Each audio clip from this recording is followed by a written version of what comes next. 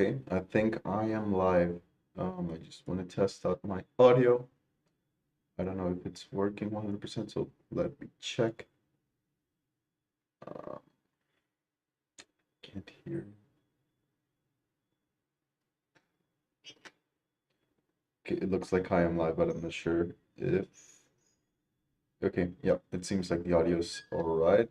I don't see any issues with it. Okay, I think that's good. Okay, so, okay, perfect. Okay, so why am I live streaming today? Why am I here? Um, the last couple of days I've been working a little bit hard on getting Shiny to communicate well with the Rust WebSockets backend that I wanted to build. And I've kind of made good progress in that sense. So I wanted to make a little live stream kind of showing you guys what I got, how it's going, what I've been working on, etc. Like that's just what I wanted to kind of do. So, yep, let's do it. So I first started by building like an app. I literally just looked up Actix um, website, this right here. I went to the Actix web examples and I literally just took a look how does Actix usually implement WebSockets and all of that. And I kind of started from there. So I started with the Echo Actorless because I really wanted my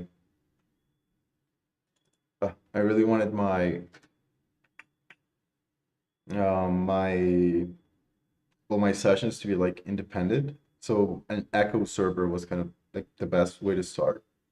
So I started like taking a look at it, kind of like understanding everything that was going on here. So how the handler worked and how heartbeats and how messages were sent. And I took the knowledge from what we got on the last live stream and I kind of like started working up from there. So I first started by building like a really simple app that would just generate a plot with random numbers all over the place, and it was really, really basic, but I wanted to get like basic input output working. So once I got basic input output working, I started actually developing the functions that I needed. So that's what you can see right here in front of you. This is a GitHub repo. I call it ShinyRS for now. It's not an official name, and I don't think I am allowed, if I'm gonna make this into something actually serious, I don't think I'm allowed to use this Shiny name without RStudio's permission.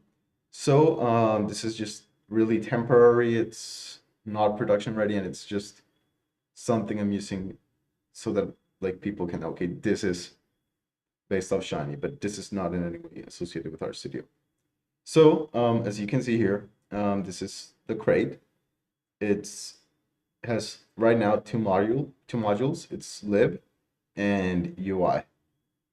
So oh, it's sessions and UI. Sorry. So in the session one, we have a couple of functions. So I created first a struct called the shiny message, based on what I did, like trying to work backwards on shiny last time. Um, they all have like all messages sent from the client to the shiny server, have a method and have some data. And that data is like, it's a map, but we don't know what's inside the map. It's variable. So I use JSON to like define that object. Um, if you don't know what JSON is and you don't know Rust, this is just an abstraction for JSON objects. I created an input pool. So I created this input pool, which is where I'm going to save the values of my different inputs. And I created some methods to convert from JSON from JSON values to actual Rust compatible. So for example, I have get string if you want your input value to be a string. We have get U64 if you want your input value to be an unsigned 64-bit integer, F64 for 64-bit floating point values, and I64 for normal signed integers for 64 bits. That's kind of like what I did for the user to be able to interact with the inputs of Shiny. So I'll show how this works in the code a little bit later. This is, again, it's a public function, but the user doesn't really need to use it. It's public because it needs to be used in a macro. Generate ID, this is to create IDs. Like in this case, it's a 30-character ID. For example, for notifications or for anything that requires a random ID, this is the function. I created a struct, an object struct called Shiny Session, which brings in an Actix WebSocket session, the input poll, the message stream, and an event. I'll explain this event, kind of how it works, and what's my plan to work with it in the future. I implement a method called new, where I create a new Shiny session, and I created this big macro. So this macro sets up the loop. So this loop is what's going to allow us to constantly be listening for new messages. And right now, it depends on this heartbeat interval. So this heartbeat interval is heartbeat beat interval. This is a constant that the user must define. So this is the interval that's used for how often things in the app should happen. So if you want to have like a reactive that's, well, it's not really a reactive, but if you want a function to run every X amount of seconds, you're going to need to change that interval. And you're going to have to define some logic on the side. But this is just the loop for listening and interpreting the messages. Right here, I put in some expressions. This is just a macro. I'm going to kind of explain how it works when I show like the example. And I also created a module called UI with UI related functions. So show notification so that I can show a notification. This one is render plot to render plots. In this case, it takes a source, and that source can be like an image link, or it can be something like an image URL, or it can be like a base64 encoded image, which is how Shiny usually sends plots. So this works well. You can base64 encode an SVG string, and it works. It basically just works. I also have render UI. If you want to render some HTML, this is what I use to create, like for example, Plotly or any other weird, or not weird, but like not Shiny defined objects. Here, insert UI. This is just to insert UI. I think you know how it works, and remove UI. And I'm going to be adding the other output methods, like in the future, like a render data table or render, I don't know, render text. All of that, I'm going to be adding those functions so that we can work well with the Shiny API. But that's what I got for now. It's only these functions. It's not very much, but it works well enough for now. So I create an example based on this. So it's ShinyRS example. And here's the repo. You can see right here. In source, it's a little bit disorganized and it has more dependencies. But this one is like the actual Shiny app. So for example, I have this plot is empty here in server plot. I create a random distribution with stats rs, and with plotly, I build a plot. So as you can see here, I let hist1 equals histogram new, and I create a random distribution. Hist2, again, random distribution, and I just return it to an inline HTML. And I just use render UI to output that. This repo, it says it's 83% JavaScript. That's because I have, for now, to include all the shared objects, so Bootstrap, jQuery, the actual Shiny JS files and stuff. So for now, that's kind of something I have to do. But what I wish to do is build a CLI tool that allows me to initialize a template so that it's easier. And I don't have to copy all these dependencies, these JavaScript dependencies over to my static directory. And I also have my this body.html. What I did for this is literally just build my UI in R and render it. And then I took it and pasted it on my index.html. So I brought in the dependencies, and I also brought Plotly. As you can see here, I added Plotly as an external dependency, and I just pasted all my HTML code that I created on R. Here I have an HTML output. You can see here shiny HTML output. I have my inputs, so mean2, SD2, and 2, SD1, mean1, and 1, etc. And all of this makes the following app. So I'm going to go to the URL where I published it. And this is the app. You take in a number of observations for one distribution, a number of observations for a second distribution, and a mean and a standard deviation. And it generates a plot with two distributions. So for example, if I set the mean of this 1 to 1, you can see now they're a little bit separate. We can set it to 3. I think you get kind of like the idea, but it's literally just generating two distributions. I got like I wanted to like replicate. I think it was PyShiny examples, like for the Python Shiny library. I kind of wanted to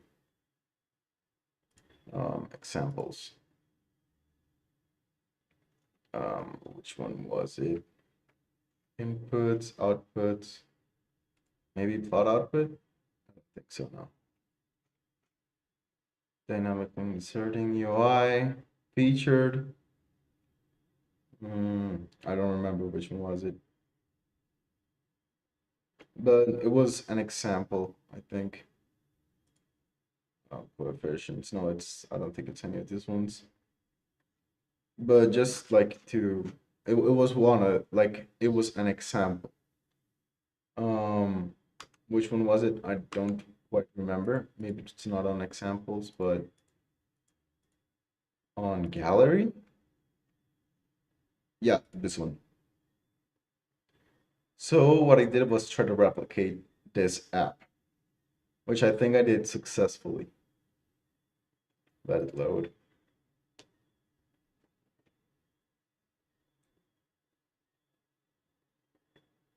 Yeah. So I didn't include the frequency, polygon bandwidth, and the range.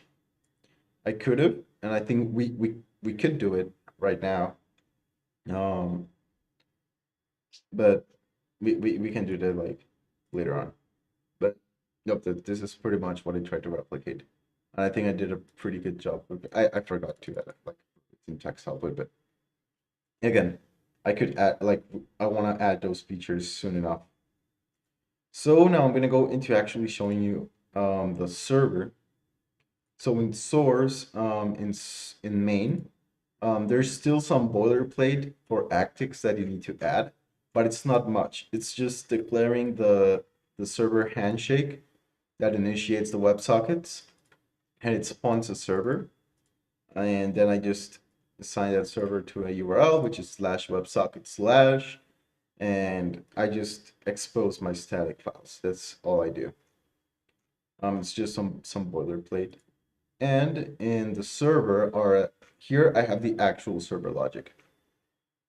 So this is my, I define here my heartbeat interval, my client timeout. I think, yeah.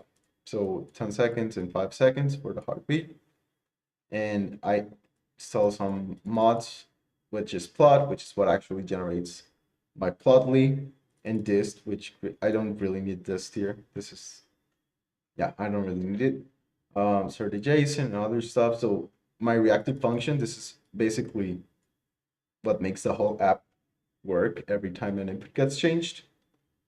What I call is n1 equals session that input that get u64, and I get a shiny number, right? So my My number of observations is an unsigned 64-bit integer, and I get it from this input. For some reason, and I didn't know that, on the messages, the inputs have these, which is like shiny.number or shiny.action button, something like that, and shiny.text. I don't remember the exact names, but they will have like, so that's something like to keep in mind when working on the server. But it's not that big of a deal. Actually, it's good to like know what it is. The same for mean, the same for number. As you can see, these ones are actually floating point values. They're not integers. And I do the same for the second distribution. Then I do if n1 and if n1 is between 1 and 1000, and if n1 is between 1 and 1000, then it's gonna generate the plot and render it, right? So let my plot equals plot get plot. I put in the parameters. Then I do render UI session and plot and my plot, and I await it because it's an async function. And if it's outside of this range, so if this condition fails, it's going to show a notification. And here I sent this JSON with the information about the notification. So the HTML in this case is just number out of range, no action, no depths, close button, it's true, I want a close button. In ID, here's what I use the generate ID function and type error. And I await it because it's async. So yep, this is like the whole logic of the app. I think it's really concise. I think that's good. And in here, this is the actual server where I place this function in. So I have to create a function. In this case, I called it server1. Why server1? Because I might have other servers. The cool thing here is that I could run multiple Shiny apps on a single instance, and they would all work seamlessly. So this function requires a WebSocket session and a message stream, and I just let mute session equals Shiny session new. I pass in the WebSocket session and the message stream, and here I get I do let disconnect reason in case it disconnects. I want to save the reason. Shiny server, and here is like the perhaps the weird part. To this Shiny server, I have to pass in the session, right? But then I have to define these parameters for now. This is how I have it working right now. I don't know if this is going to be the way to keep it working for the rest of the time. Um, I don't think, I don't know if this is going to be how it's always going to work, but yeah, the stream just said no data, but apparently it's working. So I'm not going to say anything. So I have the init, update, and tick. So init is whatever I need to do to initialize my app. So in this case, I just want to run my reactive with the default input values. That's what I want to do on the initialization of the app. Update is what I want to do when different inputs change, and tick is things that I want to execute every time the session refreshes. So every interval, heartbeat interval, and then I just have like some disconnect code.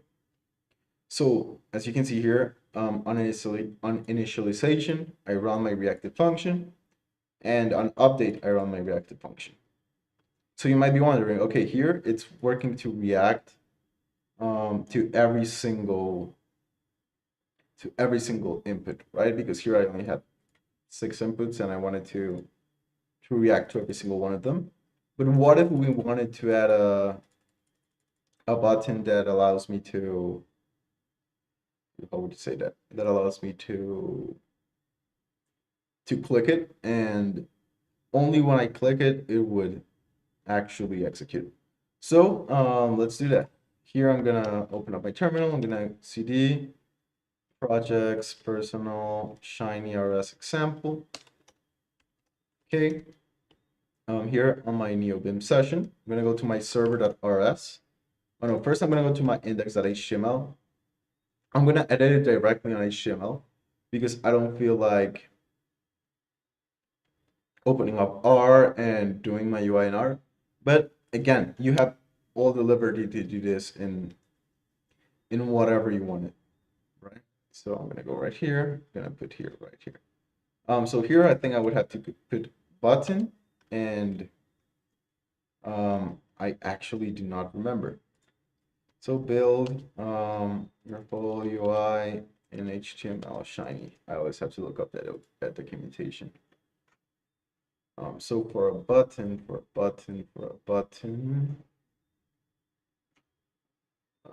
is there actually any documentation on the different widgets? HTML templates. Oh, okay, looks like not. So the best way, but I do think it's button. But the best way to do it then would be to open my terminal, go into R, right? Shiny action button, right? That's the input I need to use, action button. And I'm gonna put an ID. So I'm gonna put render plot, for example. In my label, I want it to be a render plot. So this is the HTML that I need for it to work. So I'm gonna paste it right here. This finishes the input container. Yep. So I would have to paste it right here. Paste it. There you go. So now I have an input. I'm gonna cargo run to run my app. And now I'm gonna go into my local host 8080. Local host 8080. So okay, I think I placed it wrong because now maybe I would really need to put it. This is the standard deviation 2. So what's here? What am I placing here? Colon D, yeah. This goes inside, yeah, so I would have to place it right here. The thing is that I don't know why this would be breaking my, that's weird. So maybe if I place it in div /div. Huh. Oh, that's getting placed inside the button. Okay, but why? Oh, yeah, my bad. Yep. Sorry. So now I have this render plot button, right? And look, every time I click it, it redoes the plot because I'm not telling the plot on what it should be rendered, right? So if I change anything else, it still gets rendered. So on my backend, how would I have to control that? So I would have to go into my server.rs, zoom out a little bit, my right there, you can see. In here on init, I just want it to run, right?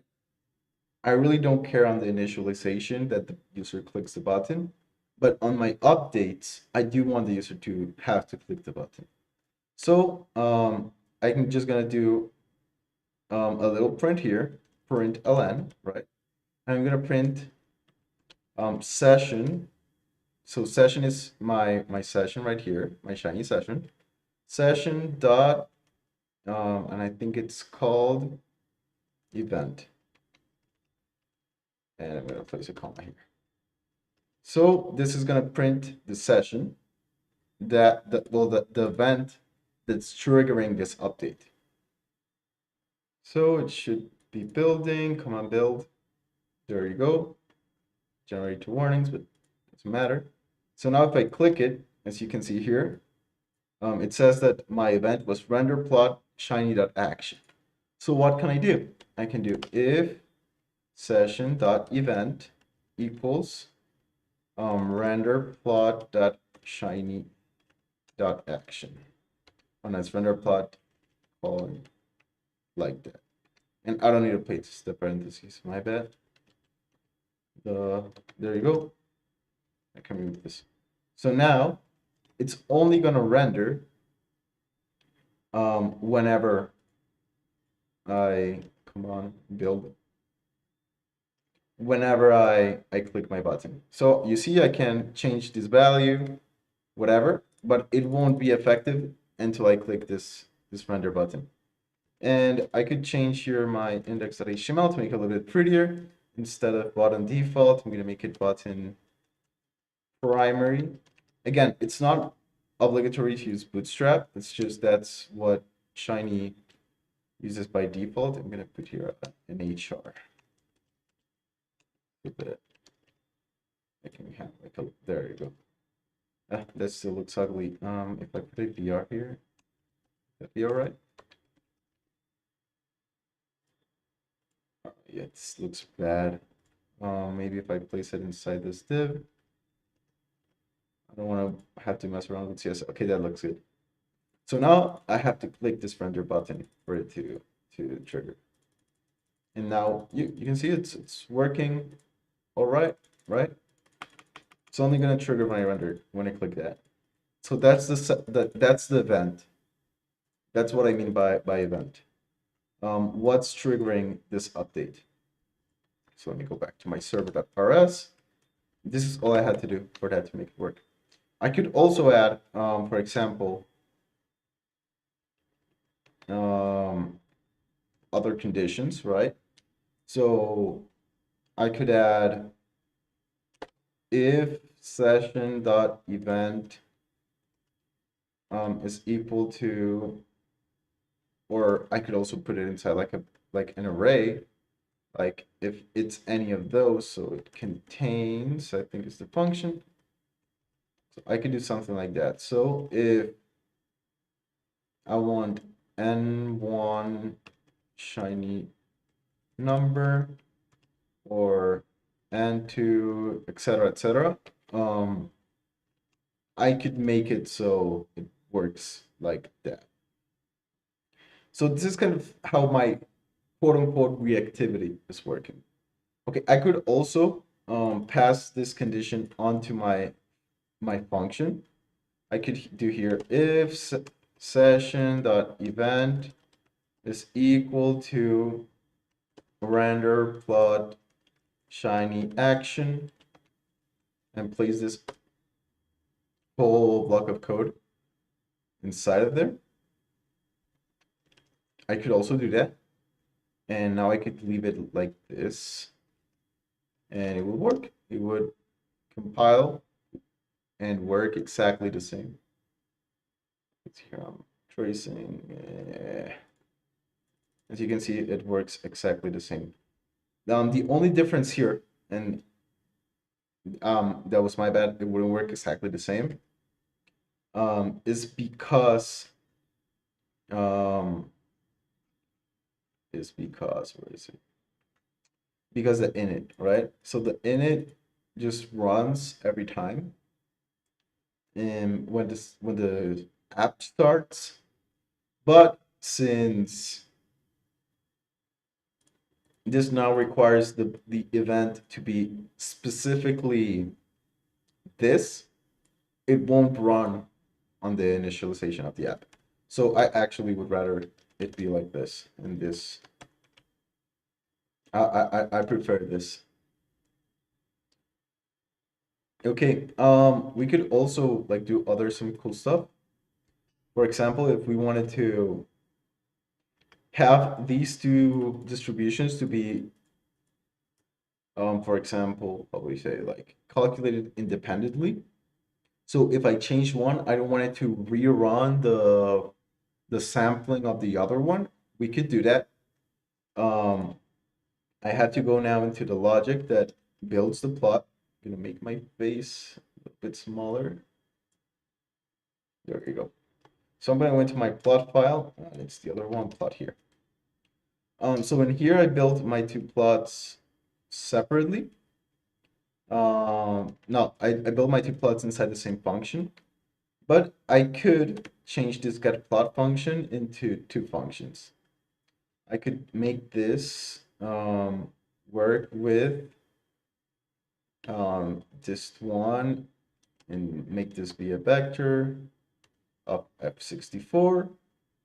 So a vector of floating point, like 64 binary floating point values. And this 2 be the same, a vector of f64. And now, I would have to pass here dist1 and dist2, dist2, for example, right? So now these two are separate, but now I have to calculate it on my function. So right here, this my reactive function, how it works is that I take in the values and I run the how do you call it? The the calculations. But now I would actually want a function that builds a histogram, right? Does this.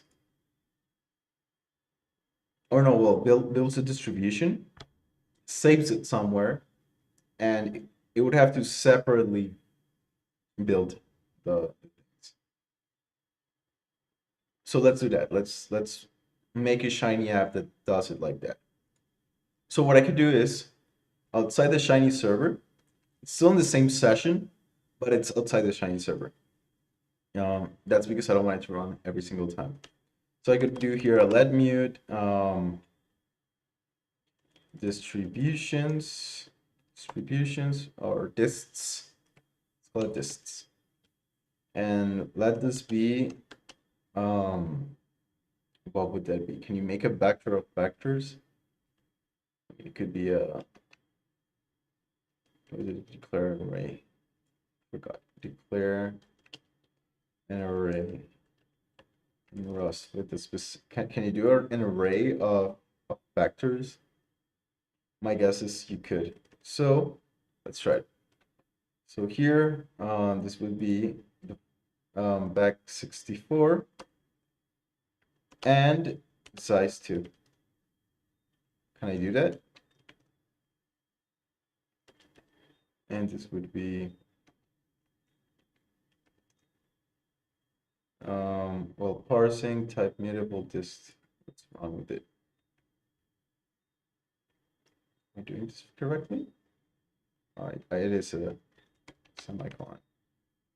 Okay, perfect. So here I would have to put into values. Right now I'm going to put 2 empty vectors in, like this. So I'm defining an external variable, right, independent of my things. So now what I want to do is make this my reactive function. Take that as an input. So dists would have to be an array of back64 of size 2. What does it say here? Constant provided when a type what's expected. F64, sorry. There you go. So this function will now take in the 2 distributions. So now this function doesn't really care about all of this. So I'm just going to comment it out. What it would do is, and it wouldn't even have to do this validation, right? So I'm also commenting this out. And I'm basically going to have to comment it aloud because these are going to be 2 independent things now. I would have to do this, but now here I would have to pass on my dists 1 and my dists, oh no, it's here, it's 0 and my dists cannot move out type non-copy arrays because, yeah. Can I copy it though, that clone? Yep, I would have to clone that clone. There you go. So this would build those plots, right? So now all of this, and this if session, actually gonna move this all the way 1 to the left and organize this a little bit. So now this function will actually be building my plot from the 2 different distributions. And this I'm gonna make it build plot, for example, make that the function. And now I'm gonna make another function called sample dist, for example, sample distribution. This one wouldn't even have to take in a session. or yeah, I would, so I'm going to put in here session would have to be a mutable shiny session, right? And it's going to take in an n, right, which would be a U64 value. So n would be the number of observations, would have to take in a mean, which would be an F64, and it has to take a standard deviation, which would also be an F64. And it's gonna return, I don't know what the, how do you call it? Well, it would have to return a back 64, F64. So that this is gonna be the function that actually builds this. So now I can literally just copy some of this code. I could actually just like to be able to, because this one is, oh no, it takes it for separately. Okay, no, sorry, I wouldn't have to copy this. My bad. I would have to run the dist, still in the plot, get dist, right? And here, now I would have to pass on my n, which wouldn't actually be a U64, it would be a usize. But let's pass it on as a U64 just for simplicity's sake. So here I would do n as usize. Mean would be mean. Standard deviation would be standard deviation. Yep, that works. Mismatch types. And here I would have to do unwrap, or, so if it doesn't unwrap, I want to just return an empty vector. Okay, this works now. Perfect. So now the actual reading the inputs logic, I would have to build on my server. I could build a function, but again, this is just like a demonstration. So right here, I'm gonna do if, and I'm gonna place in a vector, n2 shiny that number, mean, let's do mean 2, shiny that number, and as the 2 shiny dot number. Let's do that. So if this contains my session event, so session dot event, then I'm gonna run some code. So this doesn't exist anymore, so I'm gonna delete it. So now, okay, the arguments to this, do I need to pass it on as a reference? Yep. No. What am I doing? String from. Do it as to string. There you go. What do you mean? What am I doing wrong? So I do think it's contains. Dot contains, and it's returns true. Okay, so a reference to shiny to session dot event. Still don't understand why it's wrong. Yeah, forget about this. So the arguments to this function are incorrect. It contains from takes a reference to t, contains 30. Yeah.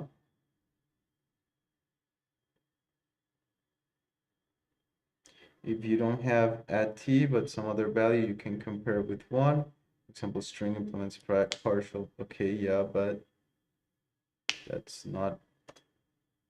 Okay, maybe do I need to pass all this as session dot event dot to string? Do I need to do that? No, no way. Okay. Apparently, for some reason, I'm wrong. I'm doing this wrong. From what I know, session dot event is a string, so I should be able to do this. I don't know why it says this is wrong, but it shouldn't be wrong.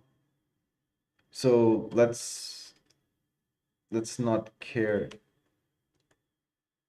should be as contains. Yeah, I have no idea why. Session that event. I think it's because I need to make this into strings. String from. I think it's quicker to do to string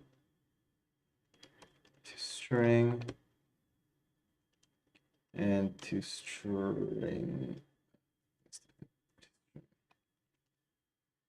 Yeah, so I think that's what I need to do. I'm gonna make this into another line just to make it easier to read. Not make it too hard on the eyes.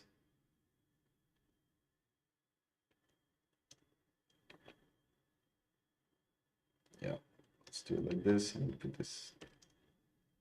It looks really bad, but again, what are we supposed to do? We could make this into a macro just to make it better to read, easier to read. Actually, that's something I could develop, but okay. For now, that's just too long. Okay, let's do it like this. Okay. So if it contains my event, so if any of these get updated, then what I want to do is actually do this, read the inputs, right? And from that, recalculate. Okay, so SD1, yup. Then I want to do the dist be equal to get dist, so I think it's plot. Oh no, I already made a function to do that. This one, sample dist. So here I would have to, and to this one, I don't need to pass on this session. Good. So here I could do my dist equals sample dist. And here I can pass in n2, mean2, and sd2. But now I don't want to I don't want to assign it to dist. I'm assigning it to dists, right? So this one is my second one, so I'm gonna put it in the one. And I can copy all of this code and paste it right up here. Put a comma so that I know it's two different blocks. So now if the event is n1, mean 1, or standard deviation 1, and here I wouldn't even have to like define it. Like I could literally just put it in the same, just not to make it not confusing. And here I would have to pass on n standard deviation, and here, right. But now I would have to change this to n1, mean 1, and because those are the names of the inputs I've said. And now here this to 0, right? Perfect. And now, did I remove the action button? No, I didn't. Okay. So now I'm gonna go back to my server RS. So I have this logic right here. Looks ugly, I know, but it's what we got. I'm just gonna put it in one line. Don't care. I got this right where I calculate. Fix this here like this. I got one block where it will calculate a distribution and save it to a variable if the input changes are n1, mean 1, or sd1, and have another one that saves it if n2, mean 2, or sd2 changes, right? So that's kind of like my logic for now. And now, what I want to do is if session.event, you know what? No, I want it on every single change to do it. So I want to render, what's the name of this function I built? Build plot, right? Yeah. So on every change, I want to build plot. I'm going to have to send in my session, and I'm going to pass in dists, right? That's all I have to do. Value moved. Right. So here it changes. I would have to put in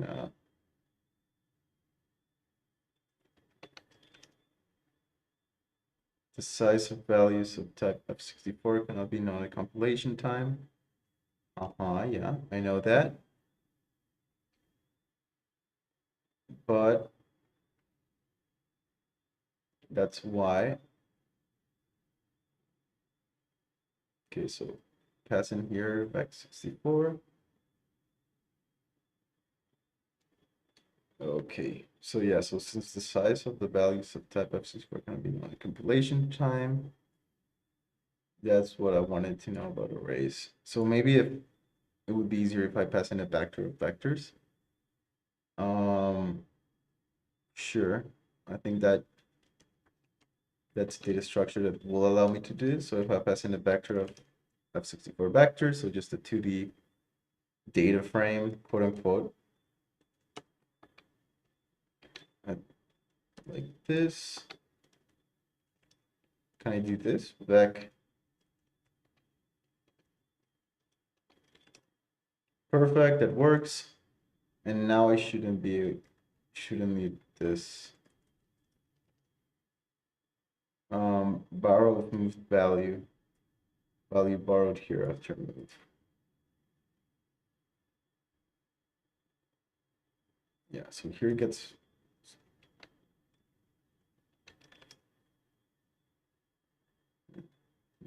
borrowed.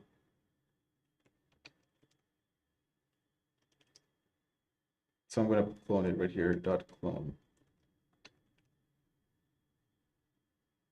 Okay. And now here I'll have to do dot await. There you go. So now if I run my app, what should happen is if I change this one, it should change the first distribution. If I change this one, it should change the second one. But if I change this one, it shouldn't change this one. That's kind of like how it should work.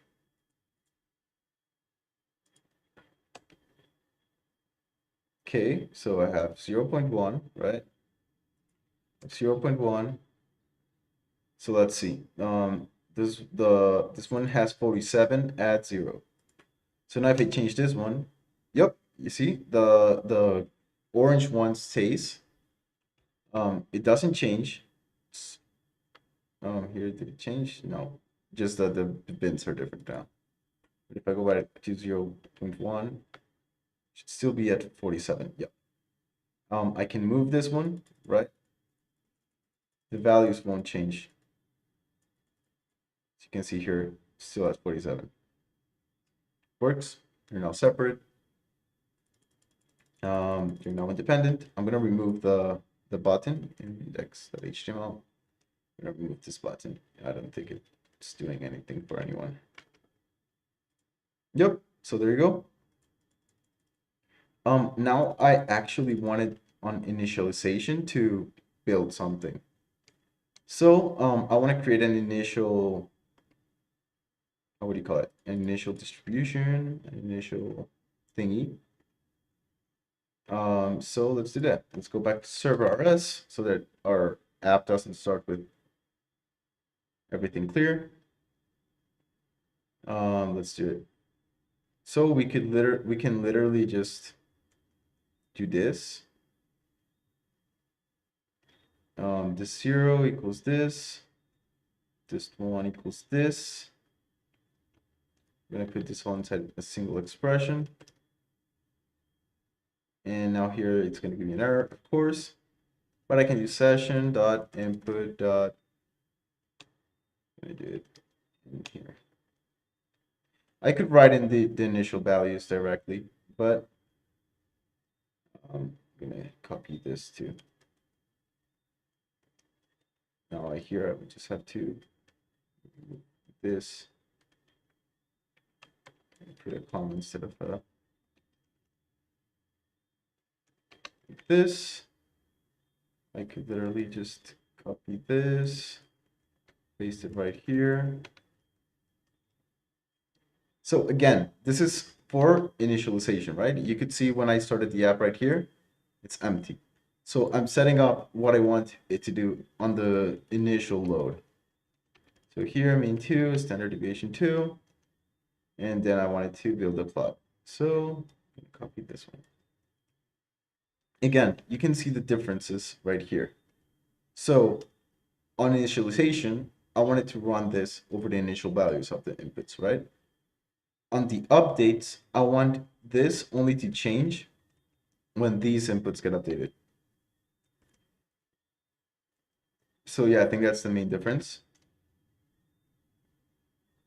And this should work.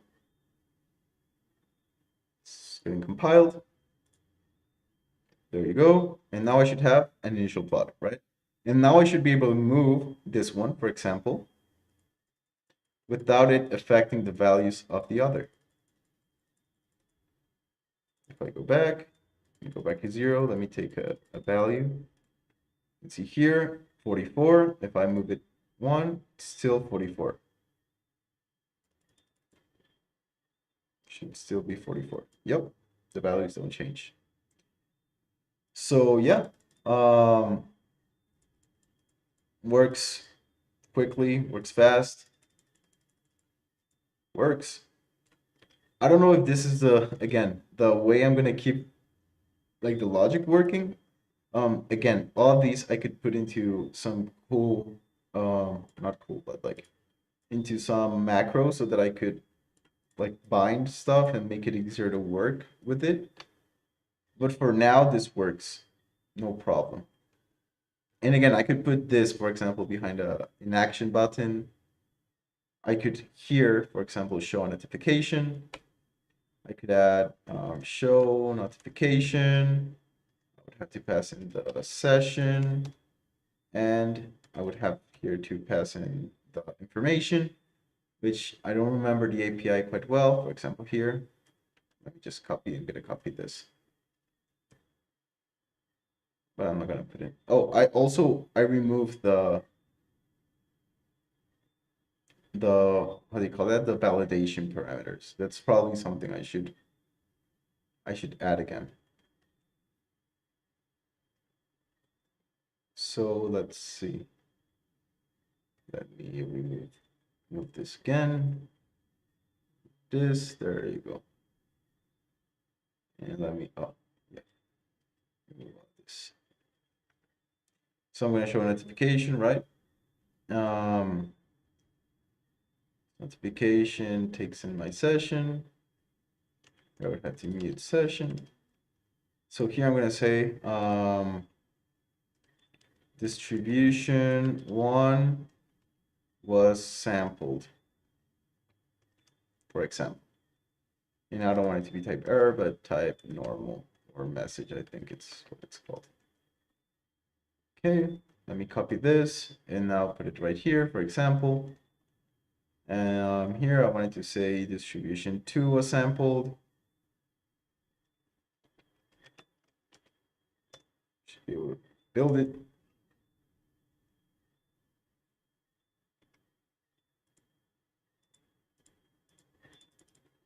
Right there.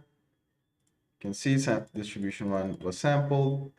Right here, distribution 2 was sampled.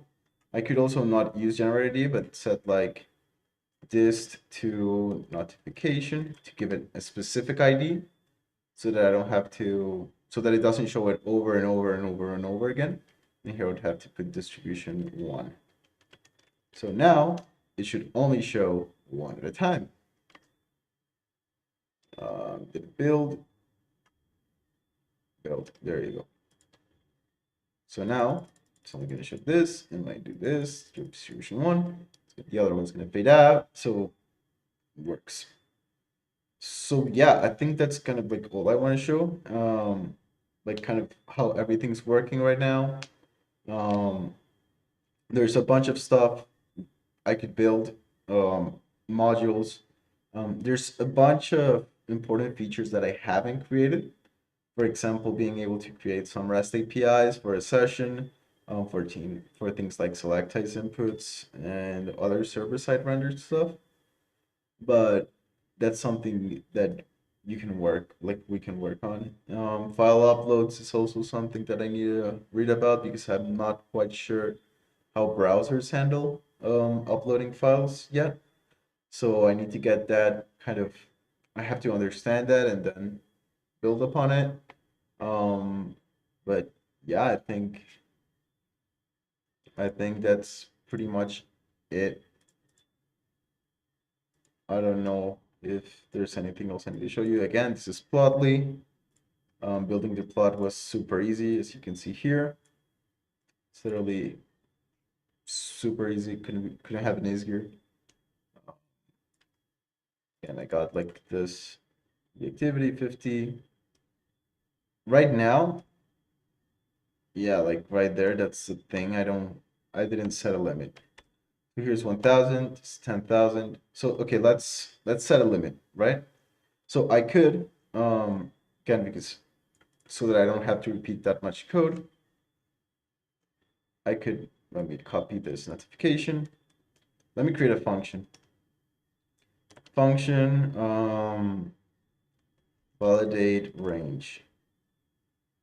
And this will take n, which is e64. And I also wanted to take session, it's going to be a shiny session. And it's going to be n. And let me put here me. Perfect. So now if n,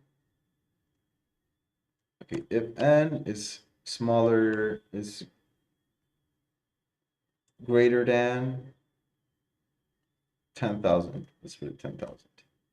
Greater than 10,000, or if n is smaller than 1, it shouldn't be, but it can't be 0. So if n is smaller than 1 or is greater than 10,000, then what do I want to do? I want it to show this notification, right? I need to say number out of range. And here only, yeah, and I have to put this as an async function. So it does this. And actually, I'm going to make it return let in range equal to this. So if in range, if not in range, right? It's going to do this. Is this a line? Yes. So if not in range, I want it to show the notification. But if it is in range, so if in range, I want it to return in range. I'm going to put here, it's going to return a bool, right? So if it's in range, in here, I'm going to do an else statement. So else, and now I can remove all this. And I'm going to here at the end return false. So I know here it's not in range. I could also do this so that I don't have to work within range. Do return true, else return false. And now I can do here if blah blah blah blah blah. And here I'm going to do let here in range equal to validate range for n. I'm going to put here add mute session. It can show the notification. Here it says, let's see, first variable bar occurs here. Cannot, yeah. Right, so there you go. I need to put this inside a scope so that it dies after here. It's just Rust stuff. So in here, I'm not gonna do any of this if this fails. So here, if I actually would want it to continue to the next cycle, right? So if actually I could like do here if validate range, right? If it's not validated, then continue, for example. I could do this. And here I would have to do data await. Yep, and this would work. And now I can do this over here as well. And this should work. I'm also this continue one. Only use it if not you don't want anything else to run if this doesn't pass. If you want things to you would just put this all inside. If you just want it for it to be for this block, that's what I would advise if you're gonna actually use that. So now if I place 1000, why does it say it's out of range?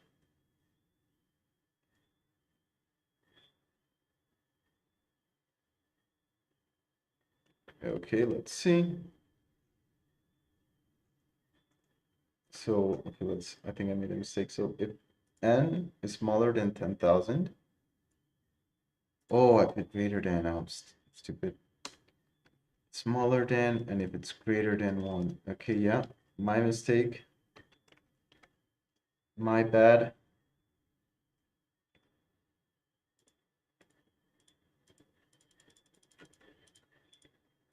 Come on, build. There you go. Okay, now it works. So now I can put 1,000, 10,000, but not 100,000.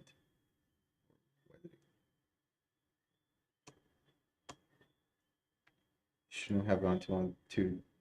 So 10,000 works.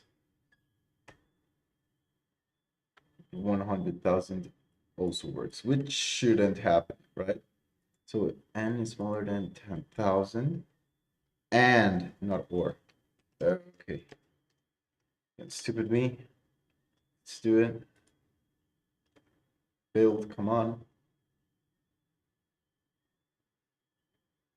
There you go. There you go. So now I should be able to 10,000. 1,000 works. So I could go 9,999, but not 10,000. Okay, that works for me. Perfect. And I should also, 1 is out of range. 2, okay, so let's make this greater than or equal to, and let's make this also greater than or equal to. Perfect. Yep, so this should be it. Works. I'm also going to change up my index.html. My max, instead of 1,000, I'm going to make it 10,000. So here 1,000, and here mean, blah, blah, blah. Here 10,000. There you go. So now this works. Apparently I made a mistake. Expected type. Okay. That's weird. It shouldn't have because it knows n u64. Expected type. Oh, yeah.